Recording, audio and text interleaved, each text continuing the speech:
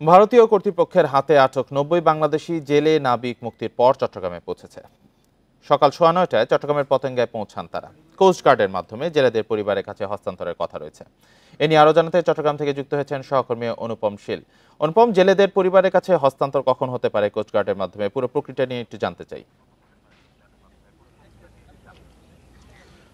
কিছুক্ষণ আগে যে সমস্ত নাবিক এবং জেলে তাদেরকে জাহাজে করে নিয়ে আসা হয়েছিল, তাদেরকে কোস্টগার্ডের পতেঙ্গা যে জেটি আছে সেখানে নামানো হয়েছে। আমার পেছনে দেখতে পাচ্ছেন যে মোট ৯০ জনের মতো এখানে এই দফায় নিয়ে আসা হয়েছে। এর মধ্যে যে ডিসেম্বরের ৯ তারিখে যে দুটি জাহাজ ভারতীয় কোস্টগার্ডের হাতে আটক হয়েছিল, সেখানে সেই দুটি জাহাজের মোট ৭৮ জন এবং এর আগে বিভিন্ন সময়ে বিশেষ করে দুর্ঘটনার কবলে পড়ে যারা সেখানকার বিভিন্ন নিরাপত্তা হেফাজতে বা জেলখানায় ছিলেন, সেখানকার আরো ১২ জন, মোট ৯০ জনকে চট্টগ্রামে নিয়ে আসা হয়েছে। তো আজকে এখান থেকে তাদেরকে মূলত তাদের পরিবারের কাছে হস্তান্তর করা হবে। কিছুক্ষণের মধ্যেই সেই হস্তান্তর প্রক্রিয়া শুরু হবে।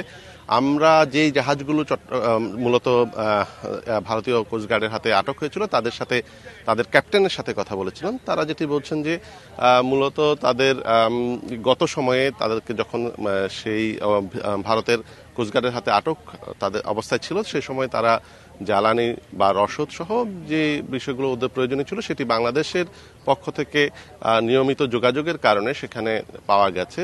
ফলে যে বিষয়টি হয়েছে যে তাদের খুব বেশি দুশ্চিন্তা ছিল, তবে খুব বেশি অসুবিধা হয়নি। তবে আজকে যেহেতু তারা দেশে ফিরে এসেছেন, দেশের পরিবারের সাথে তাদের দেখা হচ্ছে লম্বা সময় পরে, এবং একটি অনিশ্চয়তার মধ্যে ছিলেন। কি হয় সেই আতঙ্ক বা টেনশন তো অবশ্যই ছিল। স্বভাবতই তাদের মুক্তির আনন্দ তো অবশ্যই আছে এবং পরিবারের সাথে আবারও যোগ দেওয়ার যে আনন্দ সেটি আছে।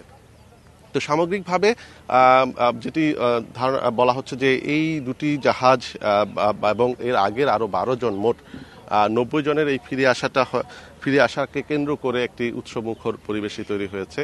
অনেকের তাদের পরিবারের লোকজন এসেছেন তাই তাদেরকে এখান থেকে নিয়ে যাওয়ার জন্য। আনন্দ উচ্ছ্বাস তো আছেই, পাশাপাশি এখানে তাদেরকে এই বাংলাদেশের বরণকে ঘিরে কিন্তু একটি ছোটখাটো আয়োজনও কিন্তু কোস্টগার্ডের পক্ষ থেকে এখানে করা হয়েছে। চট্টগ্রাম থেকে জানাচ্ছিলেন সহকর্মী অনুপম শীল।